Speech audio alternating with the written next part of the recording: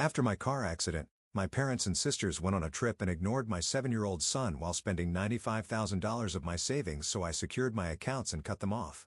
2 hours later, they called me in shock. The first thing I noticed when I woke up was the deafening silence. Hospitals were supposed to be noisy. Monitors beeping, nurses talking, machines whirring. But all I heard was my own ragged breathing. I blinked against the harsh fluorescent lights. My body ached, as if it had been through a war. The last thing I remembered was the truck's headlights blinding me, the sickening crunch of metal, and then nothing. Panic shot through me like an electric shock. "Leo." My voice came out hoarse, barely a whisper. "Where's my son?" A nurse looked up from her station, her expression soft but hesitant. "Your family took him home." Relief flooded me. Thank God. My 7-year-old baby was safe. But something about the way she said it didn't sit right. I reached for my phone, my fingers trembling. It was dead. "Can you charge this for me?" I asked. She nodded, plugging it in. "Your family visited yesterday," she said after a moment, choosing her words carefully. "Yesterday? Then, why weren't they here now?" A sick feeling curled in my stomach. I waited, heart pounding, until my phone had enough charge to turn on. The second it lit up, dozens of messages flooded in, but not from my parents or sisters. Friends, colleagues, people checking in on me. But my own family? Nothing. And then I saw it. My bank notifications, $95,000, gone. The room spun. No, this wasn't happening. I had been saving that money for years. For Leo. For emergencies. For security. My breath came in short, sharp bursts. I scrolled frantically, hoping I was imagining it, but the transactions were there, one after the other. Withdrawals, flights booked, luxury hotels, they stole from me. Just then, my phone dinged. A message from my cousin. "I can't believe your parents and sisters left for their trip today, after everything you just went through. I'm so sorry." Trip? My fingers shook as I opened social media. And there it was, a photo of my sisters beaming in first class. My mother holding up a champagne glass, shopping bags from luxury brands. The caption? "Nothing like a well-deserved getaway. Time to enjoy life to the fullest." The world blurred with rage. They took my money, left my son, and went on vacation. I barely managed to dial the number before I hit call. 1 ring. 2 rings. Then my mother answered. Her voice was annoyed. "What?" I gripped the phone so tightly my knuckles turned white. "Where is my son?" A pause. Then she scoffed. She actually scoffed. "Oh, calm down. He's fine. He's home." "Alone?" I nearly dropped the phone. "You left him home alone?" I choked. Another scoff. "He's 7. He can handle himself." The rage that filled me in that moment was something I had never felt before. They had abandoned my child with my money, and they were about to learn exactly what that meant. I hung up, without another word. Then I called my neighbor, Mrs. Hayes. She answered on the first ring. "Sweetheart, are you okay?" I swallowed the lump in my throat. "Mrs. Hayes, my son. Is he?" "He's with me," she said softly. "Your family left him alone." He knocked on my door, terrified. Tears burned my eyes. That was it. That was the last straw. I dialed my bank. "Freeze all my accounts," I ordered. "Now." Then, I called my lawyer. They thought they could steal from me and get away with it? They had no idea who they were dealing with. 2 hours later, my phone rang. It was my mother. I answered. "What did you do?" she demanded. I smiled coldly. "Enjoying your trip?" Silence. Then my sister's voice cut in. Hysterical. "We tried using the cards, but they're all locked. We're stuck." "What did you do?" I leaned back, savoring the moment. "I secured what's mine." They spluttered, furious, panicking. "You're leaving us stranded?" I laughed. A low, dark laugh. "You stranded yourselves." And then, for the first time in my life, I hung up on them. The next day, my phone rang again. I let it go to voicemail. I played it later, just to hear the desperation. It was my mother, her voice trembling. "I didn't think it would turn out like this," she said, sounding genuinely afraid. "We thought you'd forgive us. You always do." She paused. "Please. We need you." I stared at the phone for a long time. And then, for the first time ever, I deleted the message. The weight of their choices, not mine, settled like a storm cloud over them. And for the first time in my life, I felt something I had never felt before when it came to my family. Absolute freedom. No guilt. No obligation. No second guessing. Just freedom. I sat on my bed, my body still sore from the accident, my mind still processing everything. My phone lay beside me, still vibrating every few minutes with their desperate calls. I ignored every single one. Instead, I turned my attention to Leo. He sat beside me, holding his stuffed dinosaur, his comfort toy. His little fingers clutched it so tightly, his knuckles were pale. He had been holding in his feelings this whole time, trying to be brave.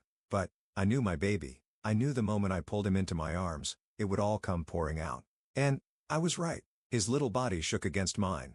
His sobs muffled against my hospital gown. "They left me, Mommy," he whispered through hiccups. I woke up, and they weren't there. The house was so quiet. My heart clenched, a fresh wave of rage and heartbreak hitting me. I swallowed hard, stroking his hair. "I know, baby," I whispered back. "And I am so sorry." He pulled back, tears still shimmering in his big brown eyes. Did I do something wrong? That question nearly shattered me. I cupped his little face, forcing him to look into my eyes. "No, baby. Never. You did nothing wrong." "They did." His lip trembled. "Then why did they leave?" How could I explain to a 7-year-old that the people who were supposed to love us had never really cared at all? That to them, he and I had been nothing more than resources to be used and discarded? I couldn't. So, I told him what I could. "Because they don't know how to love, right?" I said softly. "But that's not our fault." He sniffled.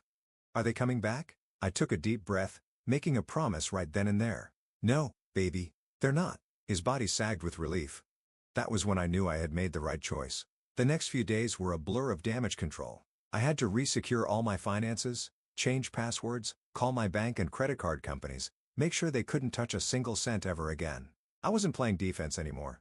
I was playing offense. My lawyer called me back after reviewing my case. "You have every legal right to take action against them," she said. "With your medical condition at the time of the withdrawals, we can push for fraud charges." Fraud. The word felt so right. For years, they had defrauded me in every way possible, emotionally, financially, mentally. This time, they were going to face real consequences. The first real hit came when I reversed the fraud charges. Every single dollar they had spent, the banks took it back. The hotels demanded payment. The airlines flagged them. I imagined their faces, their pure shock as their luxury dream trip turned into a nightmare. The texts started flooding in. From my mother, "How could you do this to us? We're stranded." From my sister, "They took our luggage. We have nothing." From my father, "You better fix this now." I laughed. Fix this? For them? After what they did to me, the real fun began when word started getting out. Because for years, my family had built a reputation as perfect, loving, generous people. They went to church every Sunday. They boasted about being charitable. But the moment the truth came out, the cracks started showing. Mrs. Hayes, my sweet elderly neighbor who had saved Leo that night, was the first to spread the truth. She told everyone what had happened. How they had stolen from their own daughter. How they had abandoned their own grandson. And suddenly, people weren't so willing to help them anymore. 2 weeks later, my doorbell rang. I looked through the peephole, and there they were. My mother, my father, my 2 sisters. They looked haggard. My father's usual proud, confident stance was gone. My mother's makeup was smudged. My sisters, who usually carried themselves with such arrogance, looked defeated. I let them wait. Then finally I opened the door. My mother tried to push past me. "We need to talk." I didn't budge. She wasn't welcome here anymore. "There's nothing to talk about," I said. Voice calm, controlled. She scoffed, waving a desperate hand. "We had a hard time, okay? We weren't thinking straight. You stole from me." My voice was sharp, unforgiving. "You abandoned my son." My father bristled. "You're still our daughter." I smiled, but there was nothing kind about it. "No. I was just your bank." I didn't let them apologize because it wasn't real. They weren't sorry for what they did. They were sorry they got caught. I pulled out a single envelope and handed it to them. "What's this?" my mother asked warily. "A legal notice," I said simply. I had filed a permanent restraining order. They would never use, manipulate, or steal from me again. My mother's face crumpled. My father's jaw tightened. My sisters, who had always seen me as nothing but a source of money, looked horrified. "No," my mother whispered. You can't do this." I met her gaze. "I just did." Then, I shut the door in their faces. The silence in my house was deafening. But, for the first time in my life, it wasn't the kind of silence that suffocated me. It wasn't the silence of waiting for my mother's next demand, my father's next cold glare, or my sister's endless entitlement. It was peaceful. I sat at my kitchen table, staring at the restraining order in my hands, the final nail in the coffin of everything they had taken from me. The ink had dried, and with it, so had my last ounce of care for them. I took a deep breath, looking out the window at the small yard where Leo played with Mrs. Hayes' dog. His laughter rang out, free, unburdened. That was what mattered now. I glanced at my phone. They hadn't tried to call since I served them. That should have felt like a victory. But deep down, there was still that nagging voice, the one that had been conditioned in me for years. Did I go too far? Was cutting them off really the right thing? Maybe they didn't mean it. But then I thought about Leo, about how he had knocked on Mrs. Hayes' door in the middle of the night, shaking, crying, abandoned. And just like that, the doubt evaporated. They had meant every single cruel thing they did. And I had meant every single action I took to stop them. For the first time in years, my phone stayed silent. No calls, no texts, no emotional blackmail.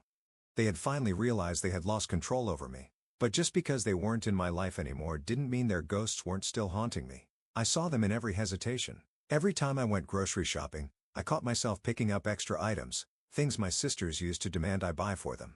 I had to remind myself that I wasn't responsible for them anymore. Every time Leo hesitated before asking for something, a toy, a snack, even just my time, I saw the damage they had done. The way he had learned to tiptoe around adults, afraid of being a burden. It took weeks of reassuring him, of holding him when he needed comfort, instead of leaving him to cry alone like they had. Of telling him every single day, "You are not a burden. You are my son, and I love you." Eventually he started to believe me. Eventually, I started to believe myself. It was strange, building a life that didn't revolve around them. For years, my life had been reactive. I had lived in constant defense mode, scrambling to fix their messes, to fulfill their needs, to pour from an empty cup. Now, I was finally living for myself. I picked up hobbies I had long forgotten. I started reading again, real books, not just bank statements and financial reports to make sure I wasn't being robbed blind. I started cooking for joy, not just out of necessity. And the best part? Leo flourished. His laughter was louder. His steps were lighter. He no longer asked me, in that small hesitant voice, if I was going to leave him like they did. He knew I never would. Just when I thought they had finally accepted defeat, it happened. A knock at my door. I froze. I wasn't expecting anyone. Mrs. Hayes never knocked. She always just called before coming over. And Leo was already inside with me. Slowly, I approached the door, peering through the peephole, and there she was. My mother, looking smaller than I had ever seen her, looking desperate. I didn't open the door. Instead, I waited. She knocked again, softer this time. Then, after a long pause, she spoke through the door. "I know you're in there." I said nothing. I just want to talk." I should have ignored her. I should have walked away. But against my better judgment, I said, "Talk then." I didn't open the door. I wasn't going to make that mistake. My mother sighed, as if she was the one carrying the weight of the world. "I don't know what you want me to say," she said finally. "You destroyed us, you know. We lost everything because of you." I almost laughed at the sheer audacity. "Because of me?" she continued, her voice growing sharper. "You left us stranded in another country. You took everything from us." I took a slow, deep breath, and then I said, calmly, evenly, "No. You took everything from me, and now, you're just facing the consequences of your own actions." Silence. Then, finally, she dropped the act. "You were supposed to forgive us," she snapped. Ah, there it was. "That's what you always do," she continued, her voice rising. "You always forgive us. You always come back. But this time, I cut her off. This time, I finally learned my lesson." And then, without another word, I walked away from the door. Let her talk to the wood. Saying no was the most powerful thing I had ever done. No to manipulation. No to guilt. No to allowing them back into my life. My mother stayed outside for almost an hour. Eventually, she left. And for the first time in my life, I felt completely, utterly free. Healing wasn't instant. It took time. There were still moments where I found myself reaching for my phone, instinctively expecting a call from them, expecting another crisis I had to fix. But the calls never came. And, for the first time in my life, I was okay with that. Months passed. Leo started school again, and for the first time, he didn't look over his shoulder, waiting for someone to leave him. I got a new job, one that actually made me happy. I built a support system, real friends who actually cared about me, and I thrived without them. One day, long after it all happened, Leo curled up beside me on the couch. He looked up at me, his big brown eyes filled with something I hadn't seen in a long time. "Peace, Mommy?" he asked softly. "Yeah, baby, I'm happy now." Tears burned in my eyes. I kissed his forehead, my heart swelling. "Me too, baby," I whispered. "Me too." And for the first time in my life, I really, truly meant it. As I lay in bed that night, staring at the ceiling, a realization hit me, a simple yet powerful truth.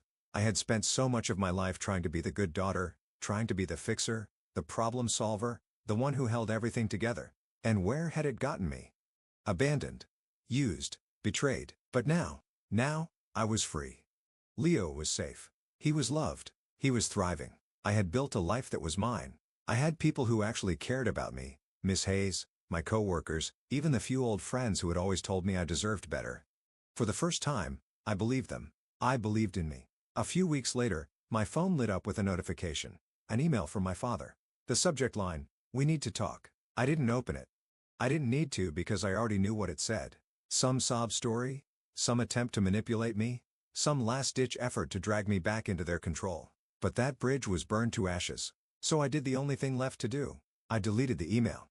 And I never looked back. I always wondered if they would try one last time, show up at my door, make some grand, dramatic plea.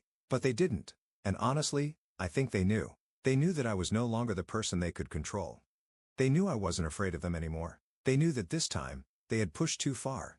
And when a narcissist realizes they've lost control, they disappear. Just like that, they were gone. And I felt nothing but relief.